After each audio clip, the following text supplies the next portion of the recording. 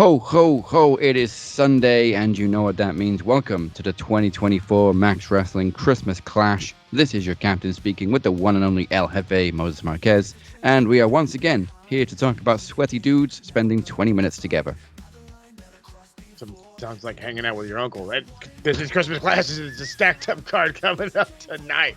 We predict this weekend's Tony Khan's extravaganza, 12-hour special, if you will.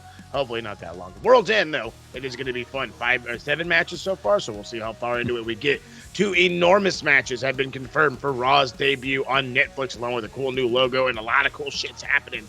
Kind of want to watch that one. Plus, two huge matches of our own. Not huge, I can't even say it right. Beer defends his newly won television title against the juggernaut upstart.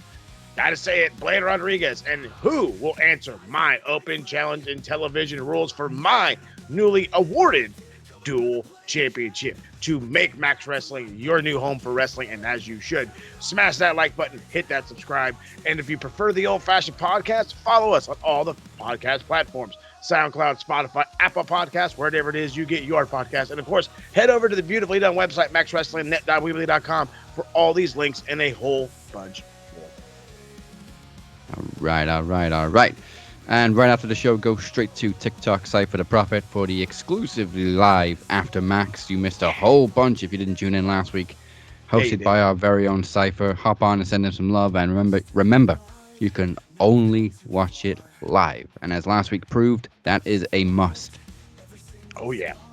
You're telling me, bud. And just as a pre-warning, we are definitely going to get interrupted this week because Amazon said they were going to deliver an hour ago, and then they fucking delayed it. So nice. Now the window is exactly between the start and end time that we normally record. Thanks, Amazon. It has literally become a weekly segment. I love this. But before we get to some unexpected deliveries, well, they are expected, just a little late, let's make fun of some dumbasses who think Jesse Ventura is a pet detective. This is shit Mark say. Get him, Ace. They hate Japanese wrestlers. They know less than we forget. They don't know who's the bestler. They're having a wank to Jim Cornette. Not a single GCSE between them. This is shit Mark says.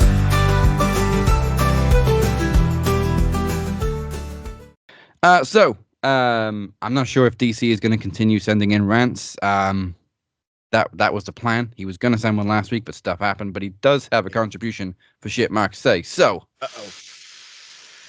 oh boy, this is a classic WWE tribalists. WWE themselves posted remembering John Huber, known to WWE fans as Luke Harper, today on his birthday. Yeah. What's wrong with that? This dude, Dragons Omega. Huh? What a name! What a name! Dragons his oh, okay, so he's an AEW fan, well, Kenny Omega fan. At least his profile picture is Kenny Omega in bed with a Jigglypuff. This is where the cool stops. He said, "We don't care anymore. He betrayed us by joining AEW and leaving all." Wait a minute. Hold on. I'm already confused. He betrayed us by joining AEW and leaving all of his family behind to go into business for himself. AEW took advantage of a dying man just to get back at the WWE, which is just sad and pathetic. Oh my God. So are you not an AEW fan? I don't get it. What? The curveball, mate. The curveball. Like Kenny Omega, but you won't watch Kenny Omega because he's wrestling for AEW. Okay. But wow. My head hurts. Like the amount of contradictions we're getting is ridiculous. And then wait, so hold on. Wait. I thought you only sold out when you went to WWE. Oh no, you sell out if you go to AEW. Is that what it is? I don't remember what the fucking things are these days. These goddamn kids and their new shit. I bet this dude was one of the people who was begging for AEW to release Luke Harper that time they extended his added a bunch of injury time to his contract. Yeah, I remember that. Like everybody was up in arms about that. Like just release him, just let him go. I think it was like 9 months they added is why. Yeah. Some ridiculous number. But at the same time, no, we were hoping just like let him go. Let him do something. You're not going to do anything with him. What they end up doing? The Bludgeon Brothers, you remember that shit? God, that was god awful. And then they finally did let him go, and God forbid he goes to work somewhere else. Oh yeah, and kills it. And kills it. Yeah, he was there literally up, what, a year? A year. Even yeah, that? Dude. And he could have easily have been world champion. Oh, If they weren't bringing in bigger stars at that time, he could have easily have been world champ. If he was around right now, he would have easily have been probably at least a one-time champ. Oh, definitely. If obviously if he hadn't had his health issues, I'm sure he would have been well on his way to a world title run. It seemed like AEW had big plans to push him. As you fucking should, or what should have. I know he was the first one to beat Cody for the TNT title, but was he like, other than Jericho, one of the first people to get a big win over Cody in AEW? Yeah, that was the big thing. But then at the same time, this was all during the pandemic. Yeah. So you remember, if anybody remembers, or at least all the AEW fans will remember, that one of the biggest and most popular things during the pandemic was being the elite. And week in and week out, he would come in with some. That's not Jungle Boy, that's Griff Garrison, and had a stack of papers this big, and smack Uno on the top of the head, and people would die of hilariousness. And it's, the stupid things got him over. And then he's a very good worker for a guy his size. Okay, he's an excellent talker. Period. He's always been the guy in the background. You know what I mean? But he was an excellent talker then too. So he got a lot of momentum. And yeah, once he beat Cody, I'm pretty sure that was because I don't think Sammy had beaten him then. So I want to say that was one of the big wins, was that. But it was also a massive feud, because remember at the time, that TNT title originally started to feel like world title echelon, because it was defended by Cody all the time, and Cody's the big match, and he would go on second to last, and it just felt massive. Yeah. We have another contribution from Mike Larkin. Hey, Big Mike. And then, this is probably going to end up on the bell end board too, but we got to shout it out, because the mark that he has called out is Mercedes Moné. Yeah, it is. Who is the biggest mark for herself on the planet. So obviously a lot of people have been saying she's downgraded since she's been in AEW. Huh? I mean, she's nowhere near the level she was as Sasha Banks. She's gone from being one of the best women's wrestlers to just unwatchable. I was gonna say, I was like, downgraded. I took that the whole wrong way. I was like, downgraded from what? I was like, bitch. I was like, you're wrestling in fucking Stardom. Yeah, well, I mean, that's how I'm taking it too. I'm sure a lot of people actually take it as, oh, she's downgraded because she's gone to AEW. No. But she's responded by saying, downgrade has bitch, I'm richer than I've ever fucking been, putting on the greatest matches I've ever had, so shut the fuck up. I hate stupid people. I'm living my best life, the greatest life ever. It's an upgrade, baby. I went forward. I didn't go back. It's the best feeling ever to be rich in spirit, rich in your bank account, and rich in life. It's the best. See, that's the problem. She's overpaid.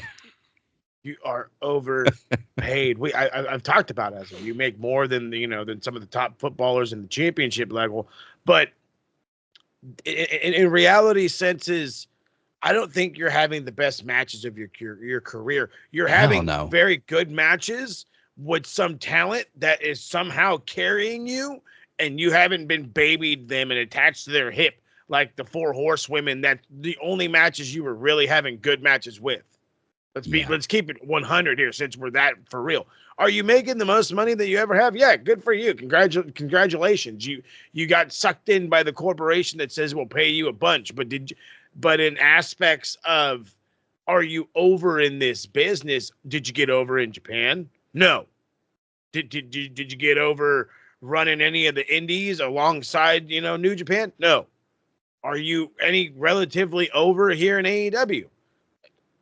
To some people that are suckling at the teat, maybe. But your decline in performance. There we go. That's a terminology, not fucking downgrade we should be using here. Your decline is for real. You went from being somebody who we at least thought worst case scenario, stop doing the Meteora and you can put on a decent match week in and week out, to you have to be carried. There is no ifs, ands, or buts. There used to be the argument of either she does everything she wants or she gets carried. You're getting carried. Anna Jay carried you. I don't know how that's supposed to happen. You were in the big time.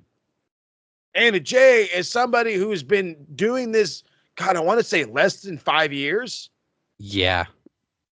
AEW homegrown, basically. So again, if you're getting, and I'm going to have to say it, dog walked, I know that's a different terminology, but we're going to use it anyway, by this rookie, for lack of better terminology, you can't say a goddamn thing about where you are in your fucking career. You're here collecting a check to be a name, to hopefully get some people over. And you know what? I'll give her that. She's doing that because guess who's looked better because of it? Every fucking person she's worked with. Anna Jay now looks for real. Not in the aspects of, oh, well, she put on a good match against a big name and, oh, she almost won, and the storyline aspects. No, you showed me that you can carry a veteran. Fucking, my girl, Willow Nightingale, you showed me you can carry a veteran. She's been showed me. You know what I'm saying? But that's what I'm driving at. Yeah. She is literally helping every single one there because you have carried this best women's wrestler in the world. But even better case in point, Stephanie Vacco, one match carrying Mercedes. WWE fucking jumped on her. Dude, one. That's it. You see what I'm saying? I have yet to see her have a single match in AEW that is even on the level of her early NXT matches with Charlotte. And I don't even like Charlotte. No. But again, that's if it's anyone outside of those three, they were all right matches, maybe pretty good, but that's about it. But again, being carried. That's Actually, it. Yeah. I really can't think of a spectacular match she had that wasn't with Charlotte, Becky, or Bayley. Bingo. She broke Paige's neck. Yep. Don't fucking tell me it was a fluking accident. She kicked the shit out of her back. She kicked. Yep. Come on now. Yeah, so she's definitely going to get bell end points too. And then I'm going to finish it with this one, which is just... So Jamie Horn is the ex-partner of BJ Whitmer, who used to work for Ring of Honor. Yes. He was fired in 2023 after being arrested for domestic violence, basically. Hey. Strangling and threatening to kill Jamie Horn.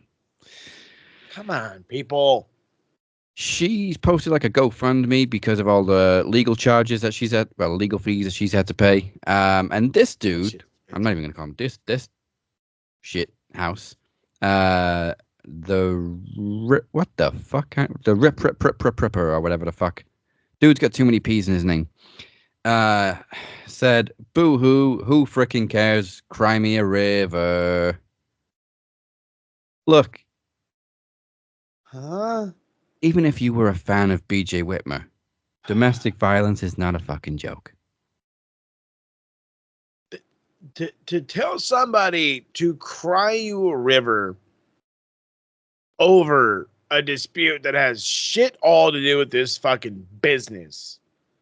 First off, that's just disgusting behavior. Plain and simple. Absolutely disgusting behavior. And then, yeah, you add on the domestic violence part. So again, let's keep it funky. So you're laughing at a woman who's going through fucking problems that have nothing to do with the business, by the way. So again, you're just being a dick in general. And then you want to add insult to injury because maybe you are a fan of Homeboy, maybe you are a fan of BJ, but that gives you the right to treat somebody like complete and utter shit. So rather than, and I'm going to say this for the children out there that may be watching this, we apologize for the language in the new part, but anyway, you want to follow your heroes. You know what I mean? You want to follow in somebody's footsteps. You don't do it in this instance. Fuck no. You don't follow this guy's footsteps. You can't be just a big asshole as this guy because you're a fan of him. Absolutely not. Absolutely not. The internet, unfortunately, is bred for this now, but that is what this segment is here for. So we can call you fuckers out each and every week because that, sir, is disgusting. Yeah. I don't care how big of a fan you are of somebody. There's some things you can't. Like, this guy right there. Mm-hmm. So I'm self-confessed one of his biggest fans. But obviously he did something in 2002 that is very much frowned upon. Very much in the same line of shit. And when people bring it up, I don't sit here and be like, yeah, but he's a legend. So I'm like, no, he did do that. And it was a terrible thing that he did. And it was a terrible time. I'm not defending it. I can't defend Ric Flair. I could just say, we definitely can't defend the fucking Willie helicopter. Hey, I just say deep down, if it's that big of a deal, don't look. I don't know. I can't say anything. You can't. That's the thing. We can't defend them. We can just say shit happens. And at least some of them own up to it. Yeah, that's true. And again, it's not an excuse, but I think he was very much going through a lot of alcohol at the time too. Yeah, he was. He went through some times. Oy, but they are marks, and that's the shit they say. Speaking of alcohol, let's get some Max Wrestling action before we get interrupted this Christmas season. It is time for the television championship to be defended, and since I am next in line to get my baby back at the Promo Rumble 10, I will be keeping a very close eye on this one. So it is Beer defending.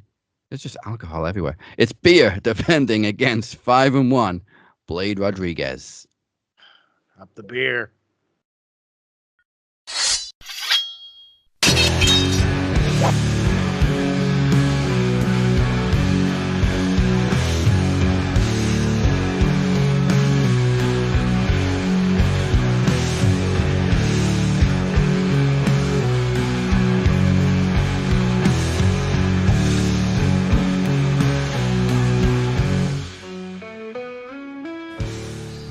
So it appears I need to add a little bit more fury into this fight.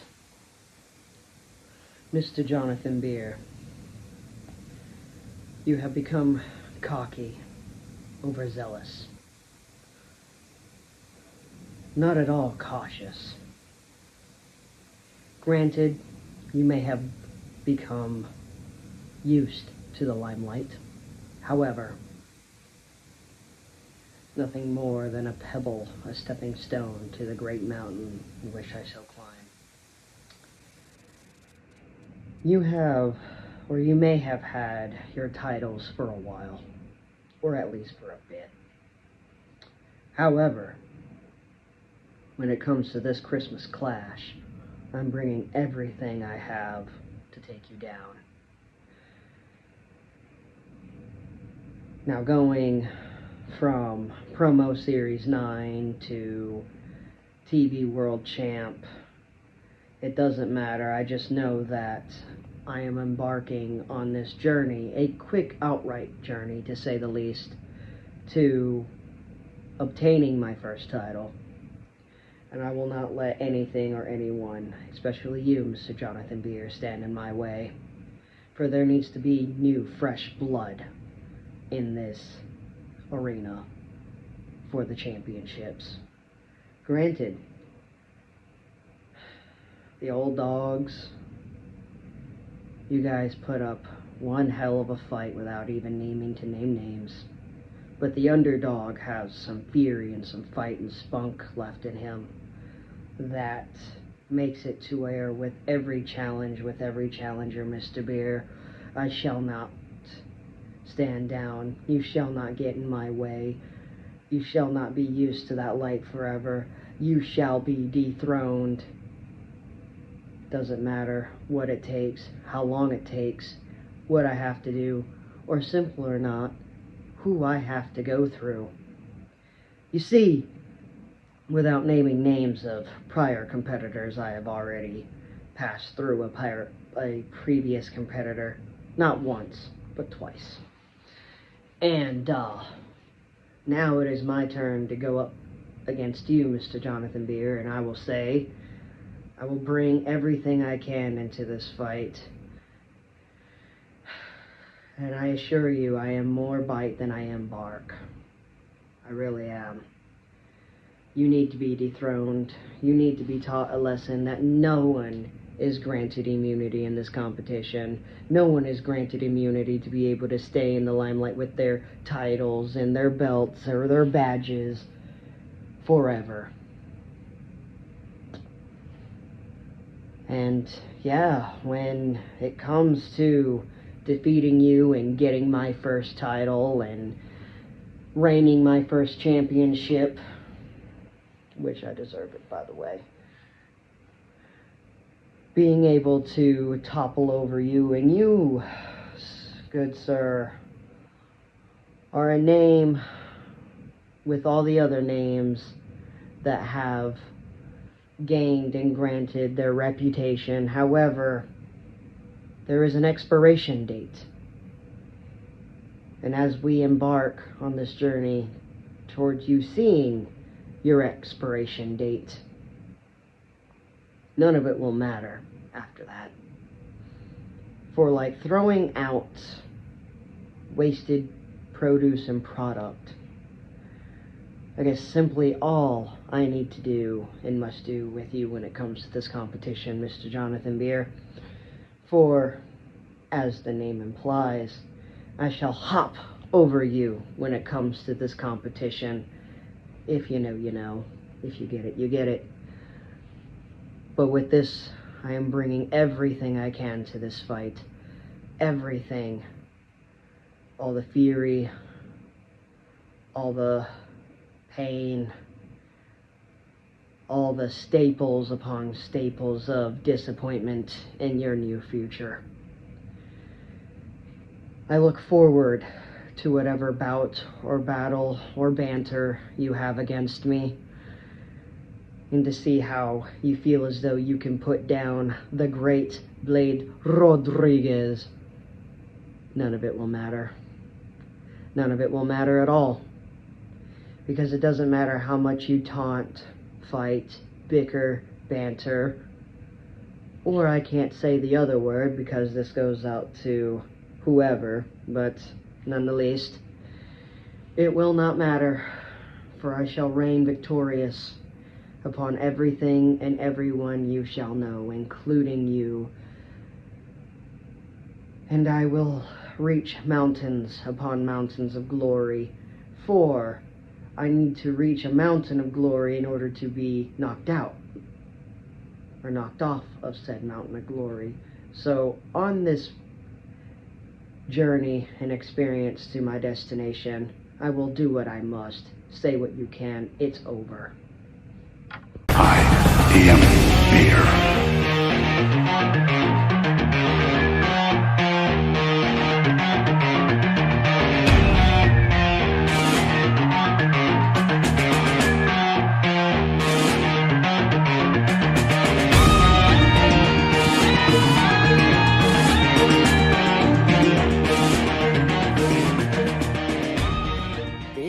Show was created by destiny. Be a Show was created to establish myself as a legend on Max Wrestling. Be a Show is the reason why I am the face of Max Wrestling, why I am the best that Max has to offer. 2024 has been a mixed bag. I made my return. I won the tag team titles. I became the world heavyweight champion. And I then became the television champion. No one has a rise like me. No one has had the year that I've had. And now it brings me to Blade Rodriguez. Oh! Thank you, woman outside. I agree. Blade, You think because you beat Moses, you think because you beat him twice means that you are worthy of being a champion? Think again, because you're not taking this from me. You can scratch, you can claw, you can talk in your robotic voice, and thinking that you are the man to end Bea Dossinger. Because you're not. Without a doubt, you remind me of the kid from Christmas morning who runs down the stairs, opens his gifts, praying that it's a PlayStation, that it's a toy that you wanted from the toy store, or it's something that you've always wanted, but turns out to be nothing. To be absolutely nothing. It reminds me of you, nothing. You wanted this. But rest assured, boy, you ain't taking nothing. The only thing you're gonna take is an L, and to know that you are a loser. I respect your rise, but when you try and get to the top, pew! Straight down like dropping a sack of puppies. But you wanna know something? I said it to you. You're out of your league. You're out of your depth. Out of time. Out of ideas. I am going to be Bea Dossinger as long as I see fit. And let me tell you what. I've already won. And there is nothing you can do to stop. I am the clown of chaos.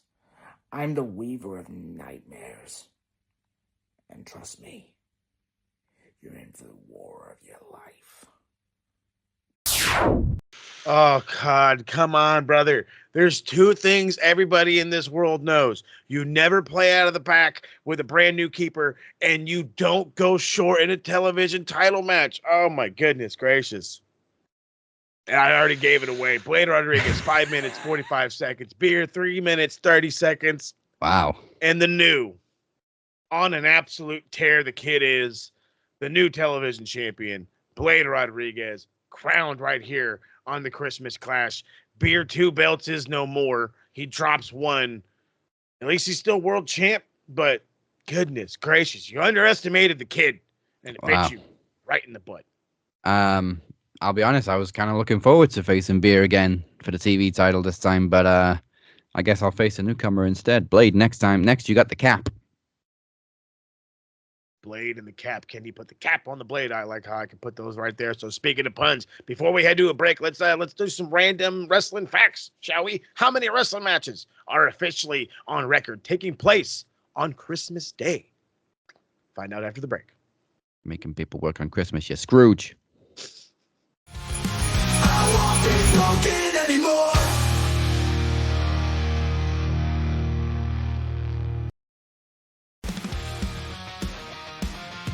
What's up, guys? It's your TV champion here, Cypher, letting all you know to give us a like and subscribe to our YouTube channel at youtube.com/MaxWrestling.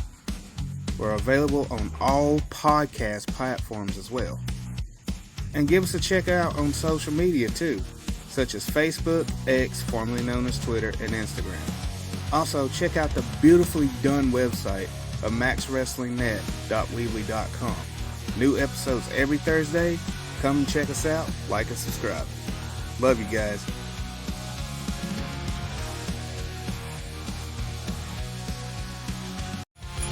I won't be broken anymore.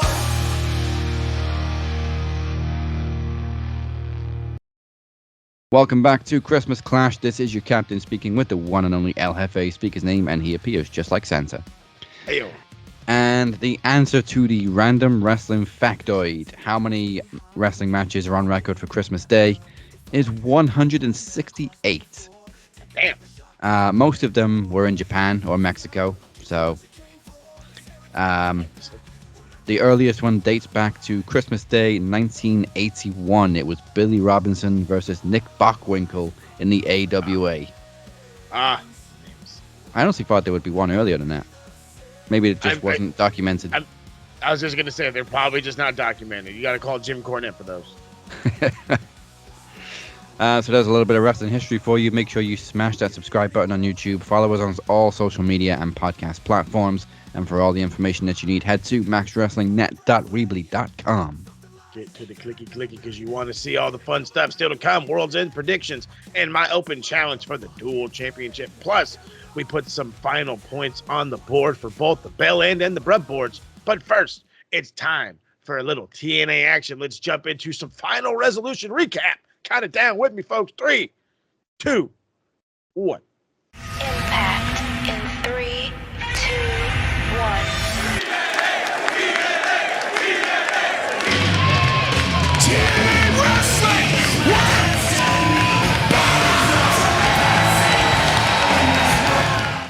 Alright, here are your final resolution results from last Friday.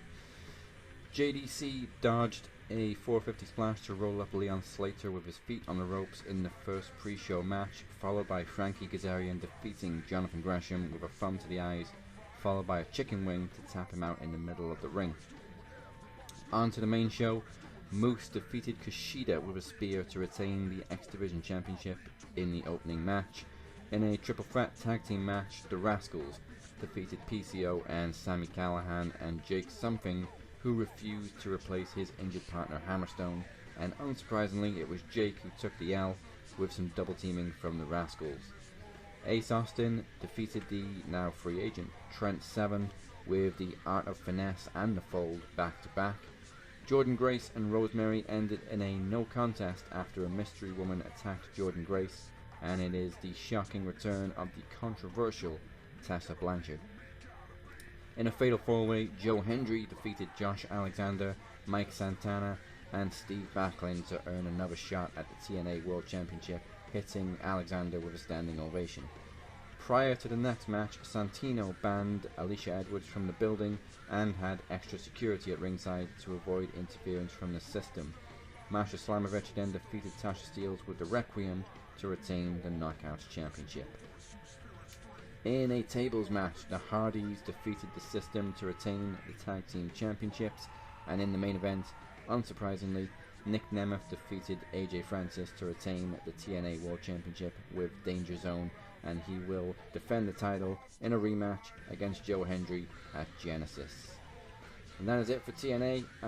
We are now going straight into Monday night because I'm taking one for the team and going in Raw.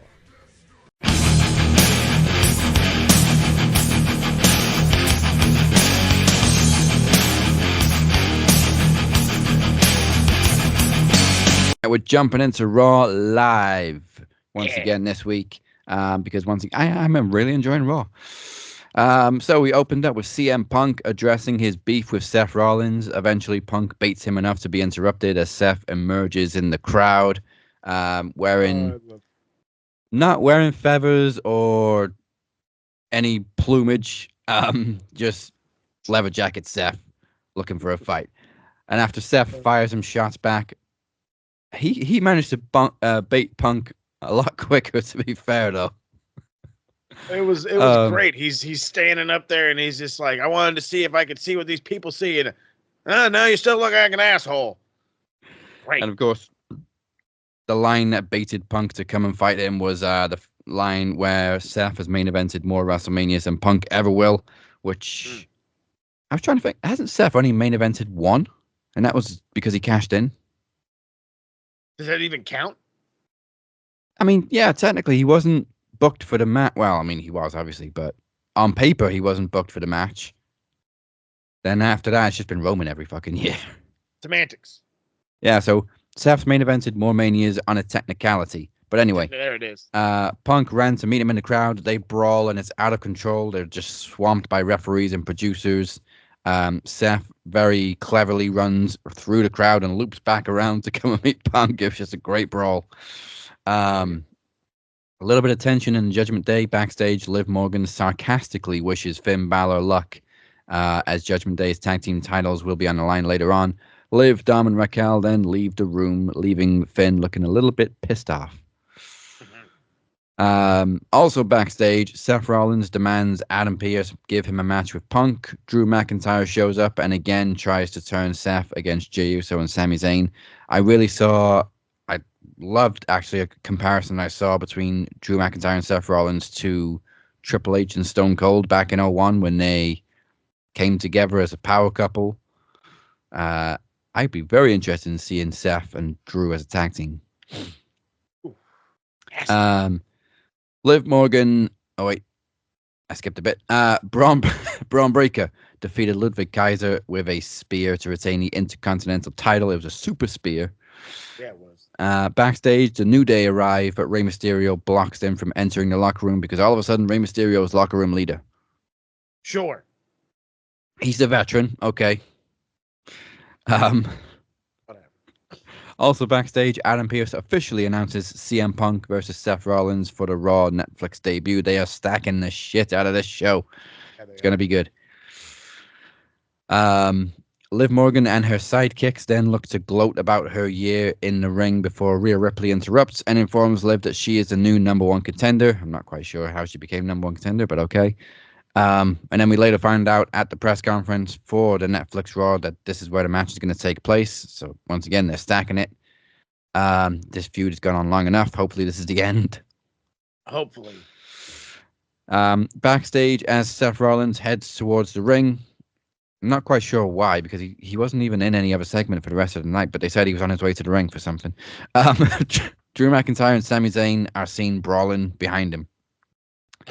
Backstage, The Miz tries to end his deal with the Final Testament, saying, look, we beat the Wyatt 6, you don't need me anymore.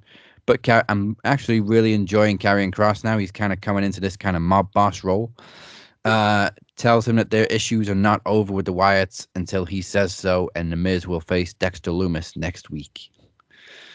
Then a little bit of a surprise in the Intercontinental title tournament. Zoe Stark picks up the win against Raquel Rodriguez and Kaden Carter to advance into the semifinals.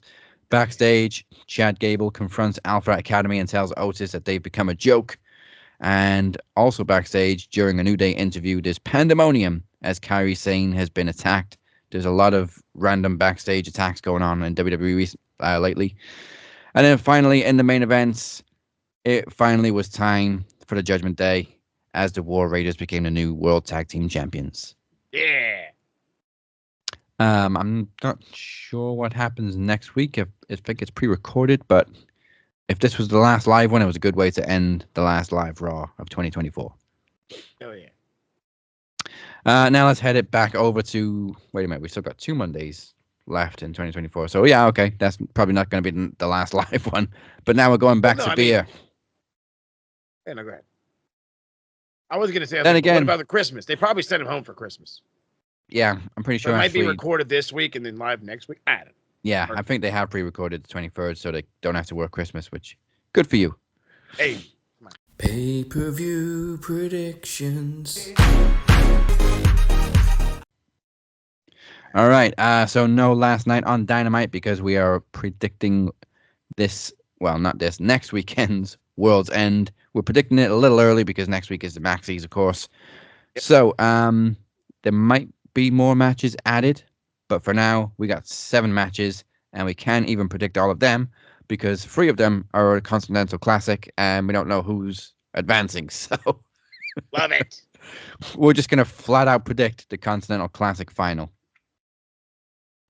Love that. All right. Well, then I want to say when it comes down to points, I want to say who is it? Kyle Fletcher. It leads the Blue League, and I was going to say Will Ospreay leads the Gold League, but no, that's who's leading the Gold League? Darby Allin.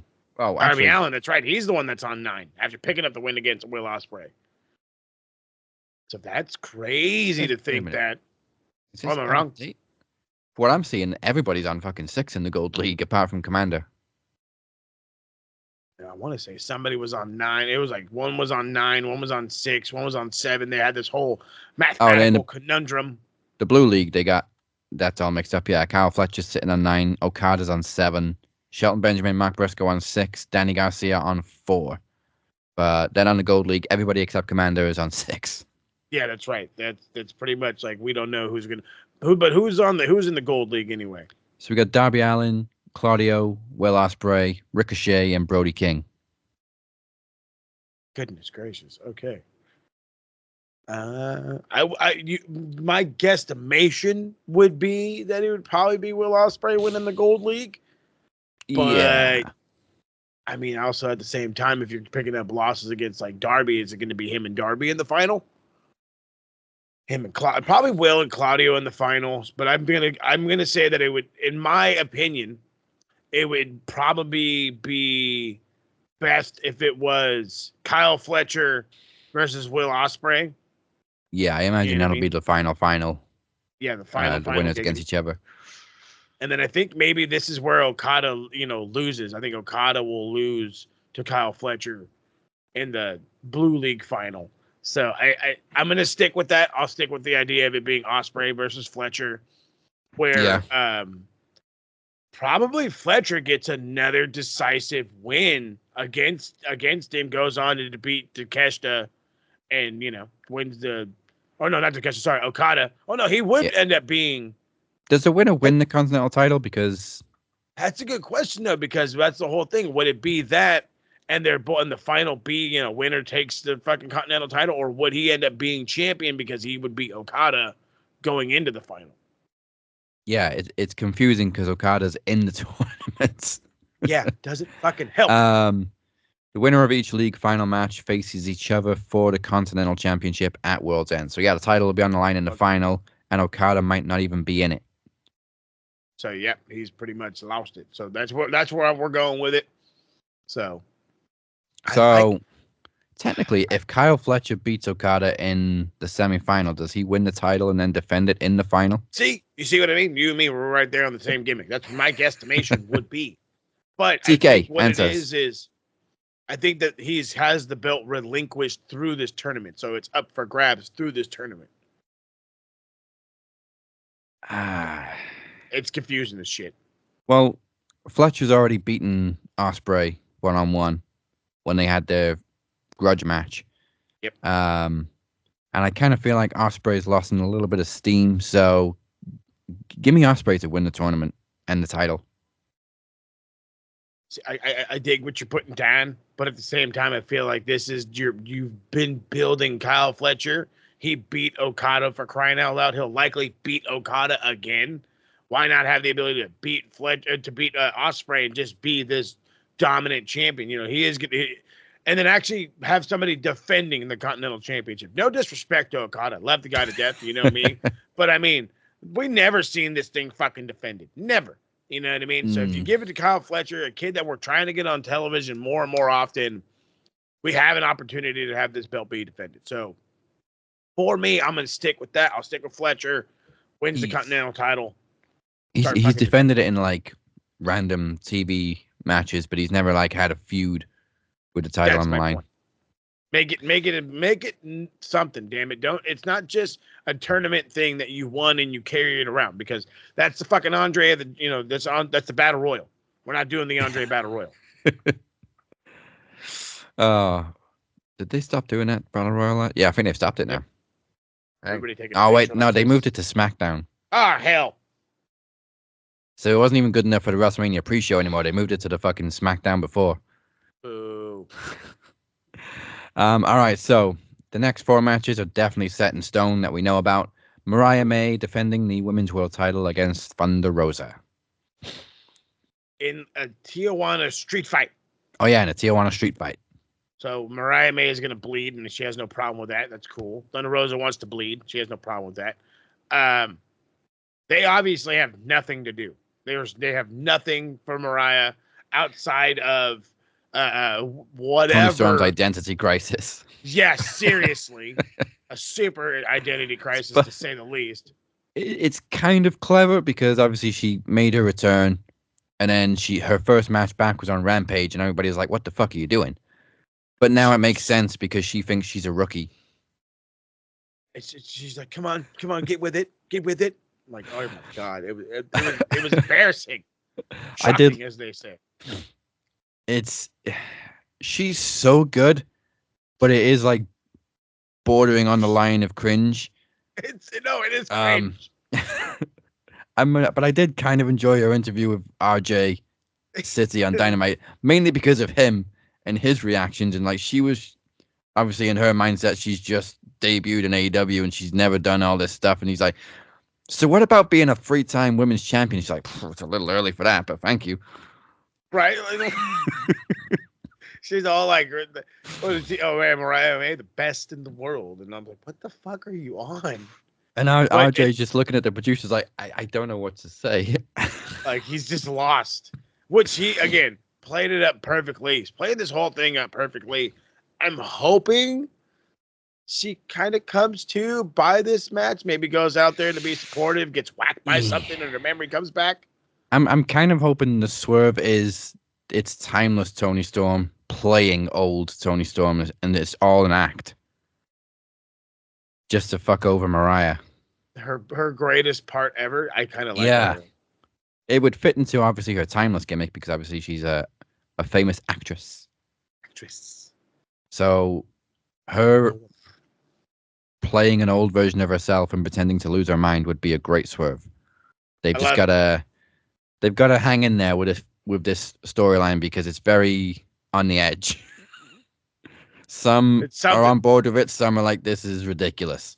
It's ridiculous, but again, we also thought the timeless Tony Storm fucking gimmick was ridiculous too, and then it went very quickly won it over. So yeah, give it time. Mariah's, there's no way she's losing. No way. Not to Thunder Rosa. Sorry, Thunder Rosa.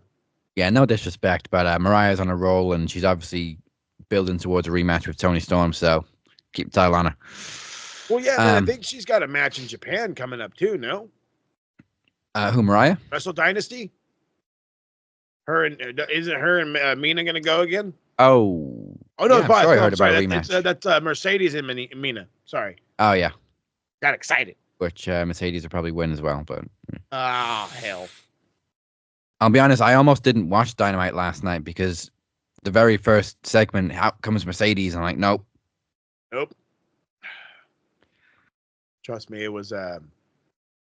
I kept making dinner. Let's just stick with that. All right, we got the international title on the line. Konosuke Takeshita defending against Powerhouse Hobbs, keeping it within the Don Callis family. Again, we're fucking bored. Okay, we're fucking bored. We got nobody else. Just fucking throw somebody out there. There's no way in hell Powerhouse is beating fucking Takeshita. Takeshita's on a goddamn roll and a half. But I could see this leading to Hobbs leaving the family. Please get the fuck out of there. Hobbs is the man. He doesn't need to be there. He's not being used. Him and Brian Cage aren't going to be a massive tag team together. It's fucking Lance Archer and Brian Cage. There's nothing for him to do. So Takeshita should retain, I should say. And then hopefully Powerhouse Hobbs can do something worth a damn. Yeah. Give him something. There isn't really much point in the Don Callis family anymore because he always focuses on just one member at a time. Yeah. And everybody else gets left behind. Yeah, he doesn't even give a shit about the tag team that he created. Okay. It's Don Callis for you.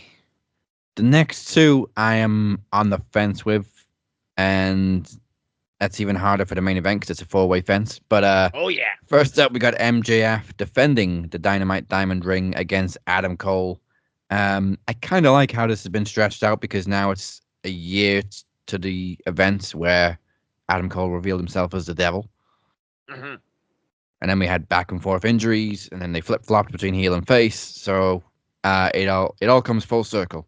Yes, sir. But the added caveat is Adam Cole announcing last night that the Kingdom will be preventing MJF from using the diamond ring during the match. And call me suspicious, but I smell a rat. Samesies. I've never really trusted the Kingdom. You can never trust the Kingdom. Are you kidding me? This is why I hate these fuckers. You can never trust the Kingdom. No matter what, they will always fuck you over. Always. I really don't know which way to go. At the same time, Kyle's still pissed. So. Oh yeah. You know what I And mean? is Roddy There's no greater injured? evil. There's no greater heat than a brother scorn. You know what I'm saying? And Roderick Strong's like injured, right? Yeah.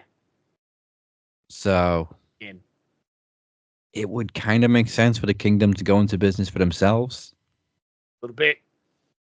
At the same time, no, I just want somebody else to win that diamond ring. MJF's had it for like 5 or 6 years. See, and this is kind of where I'm going back and forth in my own brain because I'm with you. This one's been difficult for me because you say it out loud and you want a quick fire answer. And you're just gonna be like, oh, MJF will get it back. No big deal. It's MJF's ring, blah, blah, blah, blah. We've always talked about him. When is he ever going to lose this ring? They're treating it like a world championship. When's he ever going to lose this ring? And as you say, we can't trust the Kingdom. We can't.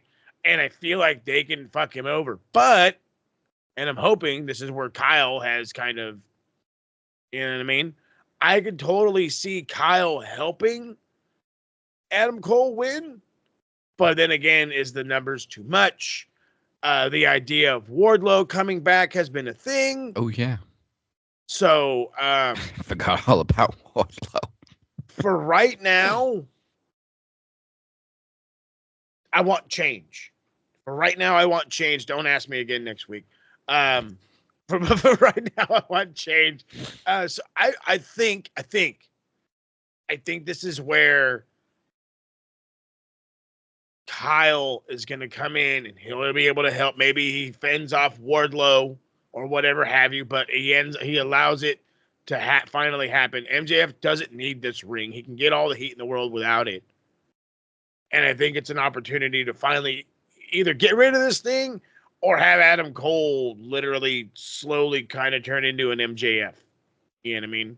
A cheating bastard every now and again. But I think this is going to be Adam Cole wins it. They get rid of the ring. Maybe they chuck it in the crowd or something. That's been the problem with this feud, though. You say we can't trust the Kingdom. I don't know who to trust in this feud. I couldn't trust MJF. Couldn't trust Adam Cole. Barely trapped the referee. I'm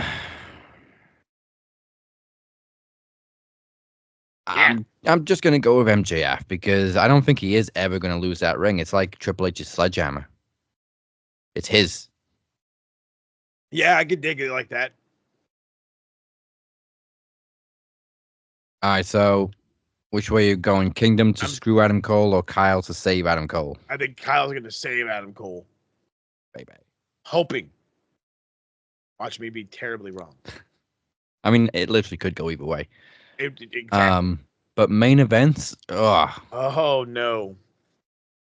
On paper, this could go either way. But then I think about it, and do they really want to take the title off of Mox so soon? But at the same time, all 3 challengers deserve it right now. Again, if we keep adding all the but ifs, but you add that, and then again, the numbers. These guys showed at the end of Dynamite that they can't even fucking team with each other without somebody getting pinned. They want to fight each other so bad. And so I feel like that's kind of end up being a part of this whole thing. But you're right. Orange he's the Lord Orange Cassidy. He's the dark guy now. He's Goth Orange Cassidy if you want to go the fucking Elon Musk route. And he has this massive beef with Mox, and I feel like that and I was saying, they need that AEW original to come up and win. But then that's kind of where Hangman is too, because he's out for blood and he's out for change and he's a different Hangman. But then we trickle over to Jay White, and he's been in this company a little over a year, and he's finally getting momentum, and that momentum got hot really fast. But then it's still, at the end of the day, it's still fucking Moxley. It's still the Death Riders. It's still... And so I'm going to throw a curveball. Because I have to, and it needs to be done. And you don't go mentioning this fella's name without the idea of him really coming back. Kenny has a date in Japan, and they're kind of already teasing him to come back. Yeah. Now, as much as the money talks and you should immediately go Okada Omega if this is a thing, because you don't know how long Omega is going to be around. I feel the only guy that can really save AEW is going to be an original, but it can't be. Maybe it can be Orange, but I don't think it's going to be. Maybe it's Hangman, but I don't think it's going to be. So Mox is going to retain it. Yeah. And then maybe, because what's the first pay-per-view in January? I don't even think it's January. We get it. No, there's Dynasty, but I think Revolution is the first main pay-per-view. Better yet, they're going to be doing that simulcast with New Year's Day. HBO Max on New Year's Day. Maybe we win this here. That might be a little fucking quick, but I don't know. I'm sticking with Mox, who will eventually drop it. Hopefully, fingers crossed, praying hands, the whole nigga biggie, to Kenny Omega. Hopefully, maybe, because again, there's one savior. One savior. Here's my other thing though. We haven't actually seen the AEW World Title since Mox won it because they stuffed it into a bag and they just carried a bag around. So I'm kind of hoping we get a new design. Please. I mean, that'd be awesome. We all love the AEW World Title. We have done since day one, but it's been 5 years now. Maybe time for a new design. Yeah, something a little bit more modern. This one is remember this shape of this belt was based off the AWA Championship. Yeah, it's very unique in today's type of belts. Goodness gracious. But yeah, I'm going Moxley to retain too, purely because I think it's too soon to take the title off him. A little bit. Momentum's too hot. If you're gonna have AEW come together and take down the big evil Mox, then you got to build it up a little bit more. And again, who better to build it up with than the guys that started this company? The Elite. Right. Remember, the Bucks are on their way back too. They showed up in Long Beach, where for that New Japan, whatever was it, New Japan? I want to say New Japan show. Strong Style Evolved. That's right. Yeah, thank you. You know, they've already got a date booked for Wrestle Kingdom, and if I'm not mistaken, Wrestle Dynasty as well, which is the AEW New Japan show. So there's that.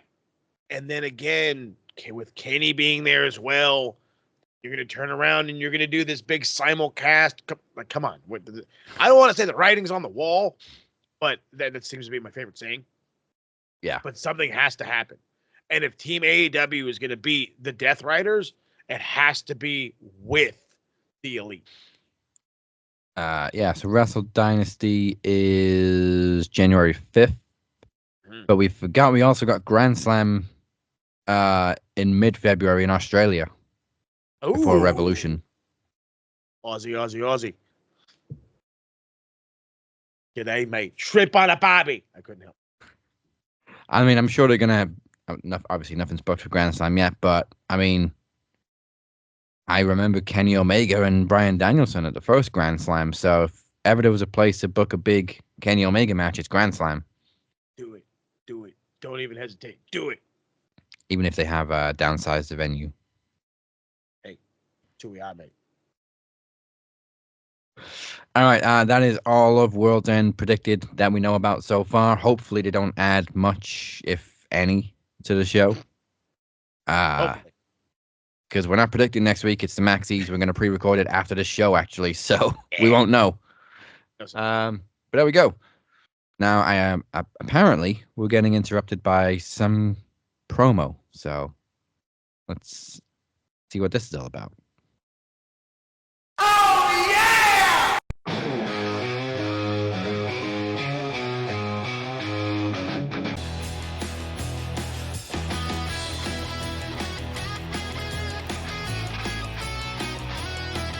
We've seen the challenge that you made, Desi Lee. You and the Demoness want a rematch against the Reapers at Revolution Road. The brothers of Max Destruction are here to throw some destruction into your plans. At Revolution Road, it will not be Travis the Walker Anderson and Cypher versus The Shape and Demoness. No. See, the last two occasions that the Demoness has gone face to face with Cypher, let's be honest, it hasn't gone very well in his favor. And moving forward into 2025, we need to protect Cypher's mind.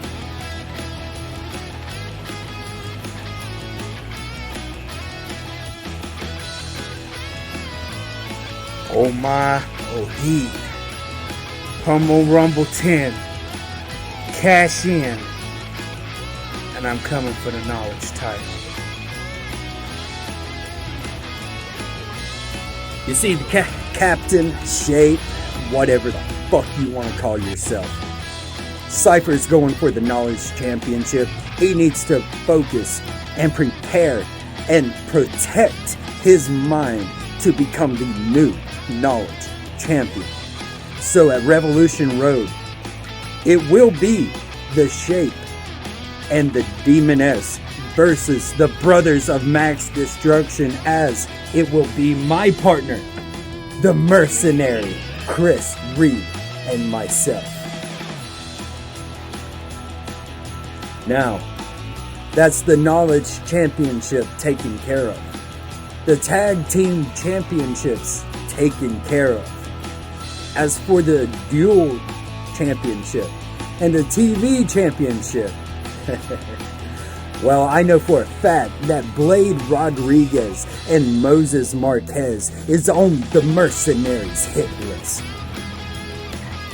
And don't think we have not forgotten about the World Championship. Beer, your destruction, it comes in the form of a fucking travesty.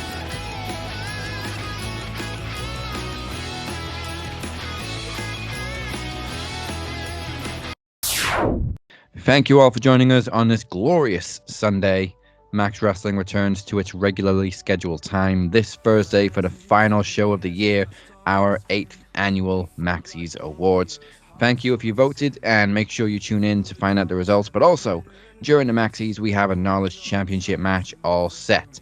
And it's that Judas, the Phoenix, defending the Knowledge Championship against my last remaining soldier, Chad Malcolm. But will it be 3 stages of knowledge, best of 7, or full trivia mayhem? We find out what you voted for this Thursday. But you voted for the right one, if you know what I'm talking about. And 2025 is already looking stacked. Speaking of the Knowledge Championship, as we just heard from the Brothers of Max Destruction, Cypher will officially cash in his Iron Bank contract at Promo Rumble 10 on January the 30th. But will he challenge as it stands? Will it be the Phoenix, or will the Phoenix get lawyered, and will he go against Chad Malcolm or for the Knowledge Championship? Nice move, Corey. Also at Promo Rumble 10, I have my sights set firmly on reclaiming the Max Television Championship, and as much as I was looking forward to a little revenge on Beer, we now know it'll be first time ever match as I challenge Blade Rodriguez. My goodness. Will the Blade get doled against the Cap, or will the Blade stay sharp? It's double duty for the Cap, however, as he finally looks to settle the score and against him in a match that should have happened at Promo Series. But we're getting it right here, right now, or I should say we're at Promo Rumble 10, a rematch from last year where Travis took the television title from the Cap in the first place, starting all this animosity. It's the Cap versus Travis Anderson, and it will be refereed by none other than the Kingpin, the master degree man, the doctor himself, Emir Kingpin Costello. Man of many, many names. Too many names. So we'll finally settle the score. And as we also just heard from the Brothers of Max Destruction, they have changed the terms of the rematch offered to them last week on Aftermax. If you didn't see it, I issued Corey with a challenge where he and Travis can have a rematch against the Shape and the Demoness for the tag team titles, but it will now be the Demoness and the Shape defending against Travis Anderson and Chris Reed instead of Cypher. That will take place at Revolution Road on February 27th. Curveballs are coming fast in 2025, and what a way to kick off 2025. already has been so much has already been lined up. And once again, do not forget to come check out the Maxis this Thursday.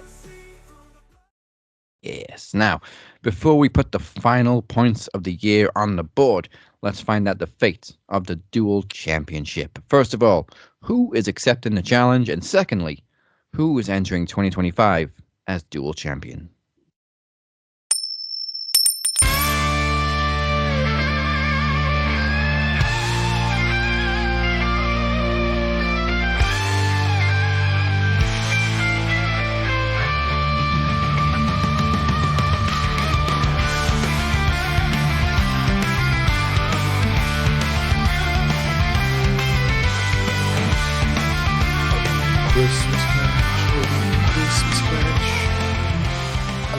I really don't know the rest of the Christmas tree song. I'm not a big Christmas guy.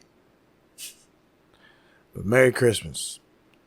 Merry Christmas to all the Max competitors. Merry Christmas to all the Max fans. Merry Christmas to anyone and everyone who sees this video. Now,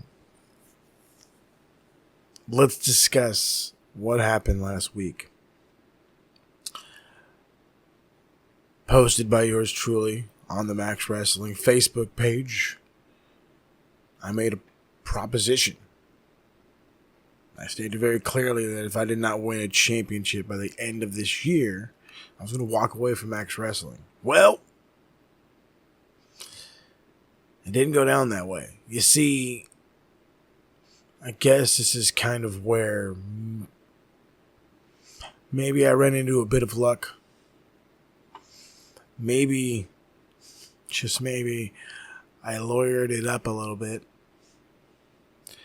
But regardless, at the end of the day, I am your new, reigning, now currently defending, Duel Champion. In a mystery, just throw out open challenge. Why do it, Mo? Why would you do it? Isn't the whole point of this was to end the year as champion? Isn't the point of this whole thing to walk away with gold in walk into 2025 with gold on your shoulder? Yeah, probably is the plan. But you see, there's just been this thing eating inside me, this gut-wrenching feeling that I'm losing my step. There's this hard reality, the pill of life that I have to swallow. And it simply states that I am not the same competitor I once was. Now then again, in reality, this is not the same field of competitors that it once was. Which means it's harder, more difficult, more dynamic. The angles are truer. The trigonometry is harder. It's a different breed of Max. And you know, there's that old saying, adapt or die. Well, open challenge it may be. Wide open to anyone ballsy enough to do so. Television rules, mind you. But it's about feeling that rush. Can I maintain this? Yes, ill-gotten in the eyes of some, proudly earned in the eyes of others. Your new dual champion, quickly putting it on the line for entertainment value, for the rush of it all, for the people, because it is my gift to you. It is my gift to you, mystery competitor. An opportunity to be on one of the biggest shows of the end of the year by anybody's company. And not only that, you're going after the newly won Duel Championship. Bypassing all the fun rules, mind you. Going directly into a title shot. The rules are going to stay because rules are rules. And we must abide by them because structure is necessary. However, this was a one-time deal, and hopefully somebody can cash in on this one-time deal and actually do something with it. But I feel the holiday joy deep inside me. Giggity. And I feel that luck just might be on my side. So, as I walk away, you're new and retaining, most likely, dual champion. The customization is beautiful. Top dollar this was. Top dollar. Because no expenses spared for the dual champion. So, as I say each and every time, I thank you for coming out, Mystery Opponent. We appreciate your time. Thank you, but we must bid you adieu. So we head into 2025. Hopefully, still dual champion. Oh, and before I go, I've got one person to address. He's kind of mean and nasty right now. But I think he'll get it done. So to my man Beer,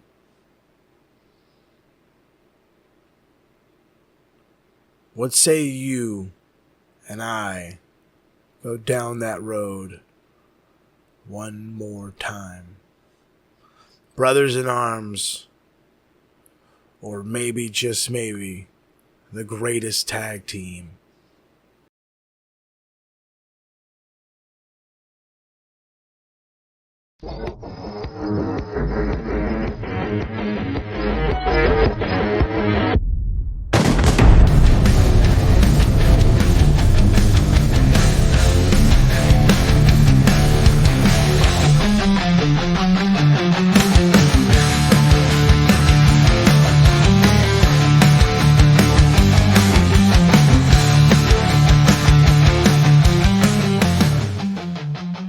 What a wonderful time it is of this year.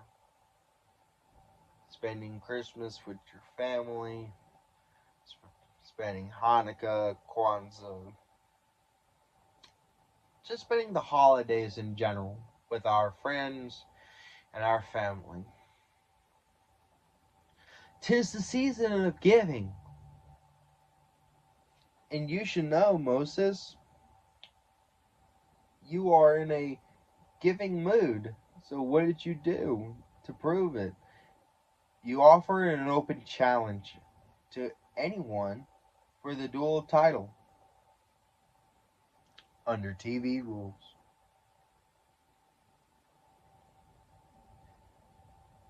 You know, 2024 has been quite a ride for me. Though that again, why can't it be? Why wasn't it allowed to be? I told everyone back at Promo Mania that this was going to be my year. That this was going to be the year of the mercenary. And I meant it.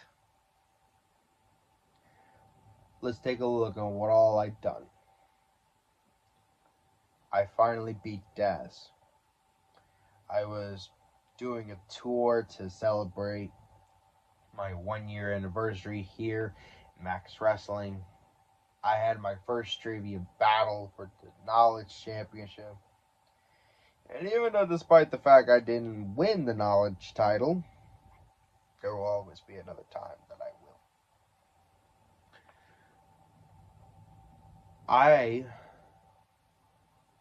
was competing in the King and the Mic. And even though despite the fact that I rightfully earned a bye into the semifinals, I still wound up facing 3 other competitors. but it was worth it because I made history by becoming the first ever dual champion. Hell, I became the first ever 2-time dual champion after I won King of the Mic. I won Group MVP. How fitting would this be that I would end this year by becoming the first ever 3-time dual champion? And you know, Moses, if you think about this for a minute, it's actually pretty embarrassing that you would lose to someone that lives in North Carolina. Oh yeah, by the way, Moses, I want to go ahead and point out the fact right now. We're not called Carolinians. We're called Carolinians. Get that right? Get that right, okay? We're called Carolinians, not Carolinians. And if it bothers you that much to have the mental capacity to get that through your head, then at least have the decency to call us Southern people from the South, or at least just call us North Carolina natives of North Carolina. I don't care. At least get the idea through your head that we are called Carolinians. You see, Mo, that's the thing about you.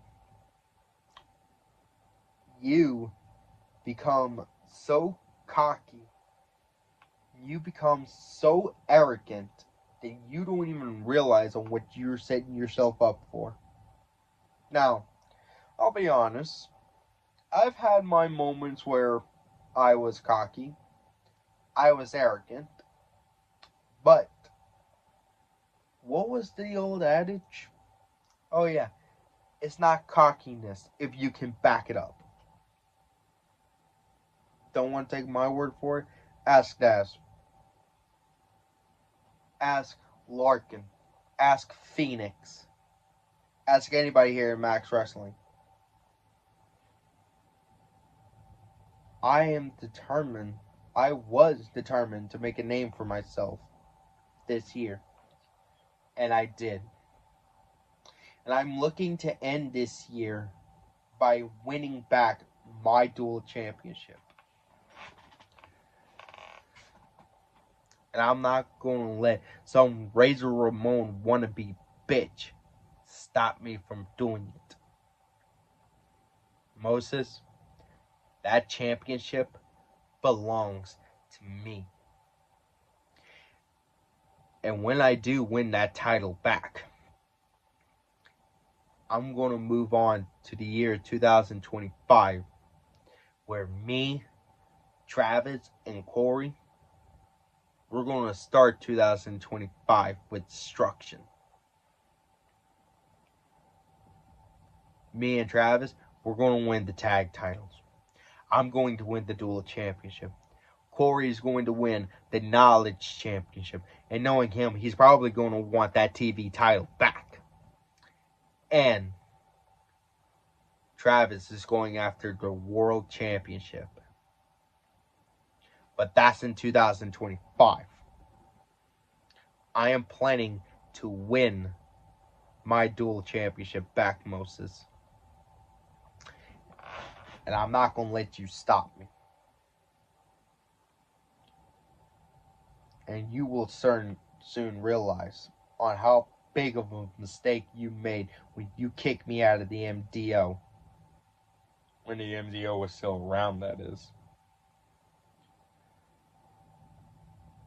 And I'm going to take the dual title from you, like I said. But don't worry, I sent something special for you. It's a big old box of coal. Kiss the dual championship goodbye, Moses. Oh, and happy holidays. Right. Both in the 6 minutes. This is so close. Nice little surprise there from Chris Reed accepting the challenge. We haven't seen him for a while. So let's get champions time first. 6 minutes 28. It is, of course, TV rules, which means longest promo wins. Unless it's 3 minutes over, which it's not. Chris Reed's time was 6 minutes. and 45 seconds. The first ever 3-time dual champion. These titles are flip-flopping. Flip-flop, fling-flang, and that's how it goes in 2024. But at least you got one more title reign before the end of the year. Hey. And Chris just coming out of nowhere like the fucking mercenary that he is. Like I said in my promo, the reality is the field here in Max Wrestling has changed. It's far, far, far, far from what it was from back when I, if you will, reigned supreme, or at least was always in the mix. And it is what it is. This is how it goes in this realm, as we just saw from the television championship match. You know what I mean? You go short against a newcomer and you come up short. You go and underestimate an open challenge and you come up short. It is what it is. This is why 17 seconds. 17, baby. To be honest, it seems like the only person that can hold on to a fucking championship is a Phoenix, which just pisses me off. Piss everybody. But once I get that TV title back, I ain't going nowhere. So Blade, I'll see you at the Rumble. Now, let's close off the year and put our final points on the board because we got 2 lists. One's nice, one's not so nice, but we always check them twice. Very appropriately for this time of year. It is time for the Bellend board. Oh, ho, ho, goddammit. The hell's a Bellend? A Bellend? You're a Bellend, mate. Look, Bellend 1, Bellend 2, big veiny Bellend over here. Okay, Bellend this week. Before we get in, we already said Mercedes Moné is getting points for being up her own ass. What's she on? 40. Fuck it, let's give it a nice round 20 so she ends the year on 60. It sounds clever. It's plenty of points right there for just the diarrhea of the mouth, as they used to say back in the school days. Who else can get the points this week? Who else can get some point skis? Oh, and I wish I would have had the freaking, so we're just going to have to go IWC. Sorry to put all of you guys in a kettle or whatever. But for all those out there freaking the hell out over Kevin Owens doing Kevin Owens shit and laying out fucking Cody Rhodes and walking around with the championship, you need to stop watching wrestling. You need to stop watching wrestling because this is as typical as the day is long, fam. He did the same shit to Sami Zayn. This is Kevin Owens. This is Kevin Owens. Congratulations. And at the same time, you should be thanking him because he's keeping that goddamn wing dingle around. Yeah. Beautiful. It looks even better than we remember. Seriously. But yeah, people freaking out. Oh, he did a pile driver. So? That was the safest pile driver I've seen in a minute. There's a reason he used the package pile driver as his finisher in Ring of Honor. Okay, how many points for IWC? IWC, just because of I'm going to be nice-ish. I'll give him 15. Nice-ish. Because that's just ridiculous. Whom else? I swear there was something else. I remember something else too, but I forgot now. Oh, he didn't say nothing bad, but he's an idiot for doing it. I want to give Hulk Hogan 20 points for walking out with Colby Covington just to watch Colby Covington get knocked out.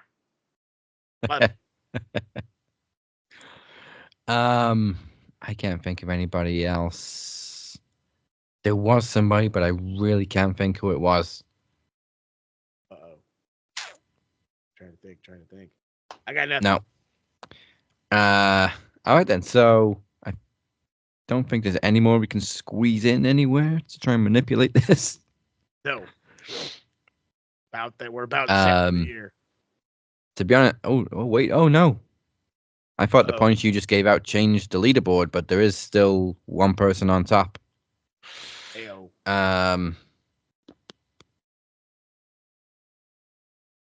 Yeah, I'm going to leave it at that. So you will find out, ladies and gentlemen, who is the Bellend of the year next week at the Maxis. But now, let's go over to the other board and put some points on the Bruv board.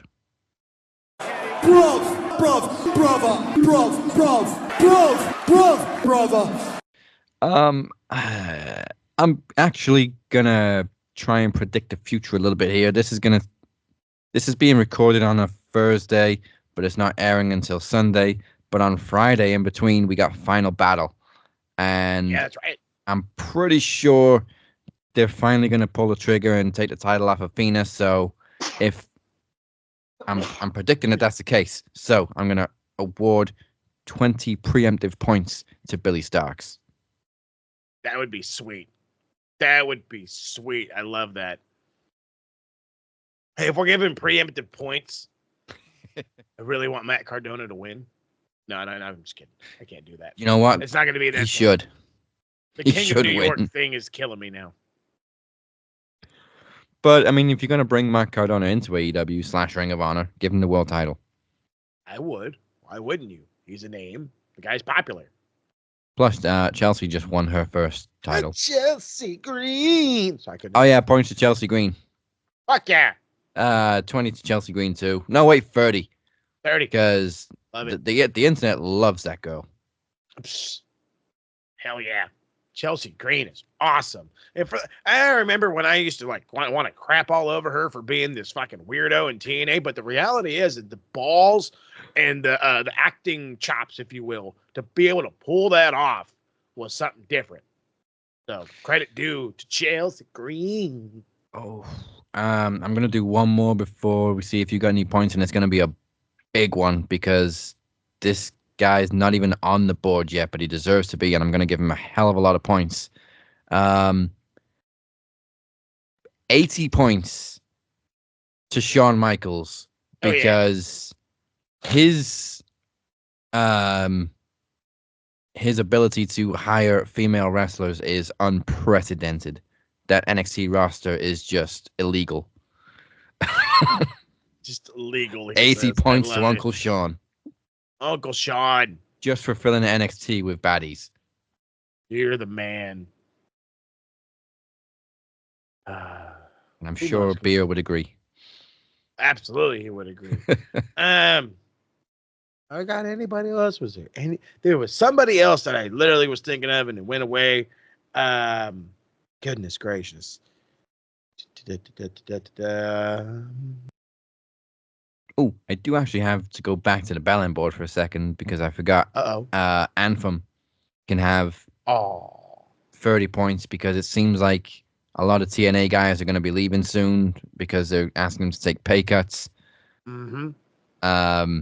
But also, I don't think this is Anthem's fault really. But whoever decided to not put the title on Joe Hendry at Bound for Glory, and now they're kind of backtracking, and it looks like they're going to put him on at Genesis. It's too late. You should have done it at the biggest show. Should have, could have. Bound for Glory was your biggest show of the year, and nobody was talking about it afterwards because you didn't make the right call. You botched it, man. You botched it. All right, so back on the Bruv board, you got anything for us? I thought I did, and I got nothing. So we're just gonna stick with nothing.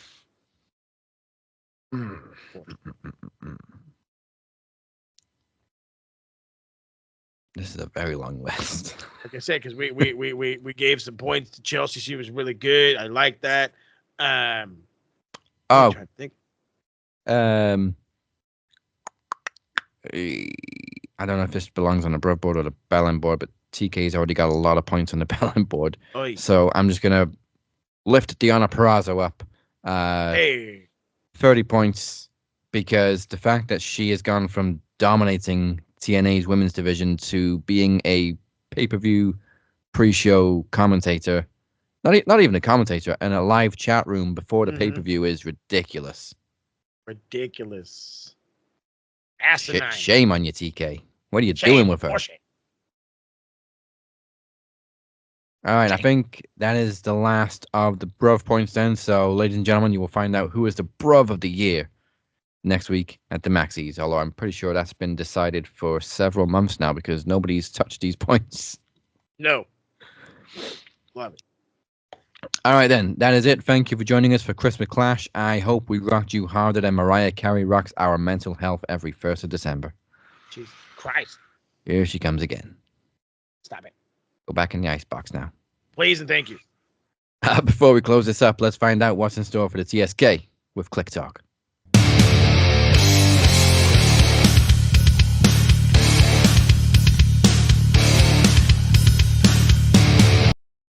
Oh, goodness gracious. Well, hopefully it has nothing to do with Mariah Carey, preferably. But no, there's been a lot going down with actually not only the TSK, but the Max Football Pod has slowly been making its return. A couple of different episodes have dropped and have gotten some views for that. We appreciate you. They will be picking up as the year comes into it. There seems to be there is a rise of the Major League Soccer wave, so that will be coming in there again. Like I said, we'll be covering San Diego FC for the most part, and also some major news. Speaking of major news, January transfer window is opening soon, so I do plan to get the band back together so we can all talk our clubs and see what it is we need and what it is we can do to help out with that. Speaking of the TSK, however, with the World's End that we just predicted, we will be reviewing it, so that will be dropping soon, and there's a possibility you could get a final battle review. So don't guarantee it, but you never know. We may send you into the Christmas with a little extra TSK in your stocking. So the only way to figure all that out and to make sure you have all that is to follow us right here on the social medias, on the evil Twitter machine, because we ain't asking for the X machine. Max Wrestling UK, Captain 512 SMR Pod Net, Max Football Pod. Check out the beautifully done website, maxwrestlingnet.com. Don't forget to hit the subscribe button, follow button right here on the YouTubes, and then go over to Facebook, Twitter, Instagram, and of course, TikTok, all the other socials that you can think of. We is there. Yeah, and we never mentioned it, but Threads too, because it's linked to Instagram, so we post on Threads anyway. Gotta love it. That is it from us this week, and that is it from our regular shows for 2024. We will see you this Thursday for the Maxies. It's our final show of the year, so go spend some time with your families, appreciate them, love them, enjoy your day, get pissed like a vicar at a wedding, and Maliki Liki Maka. Bye. Ho, ho, ho, guys.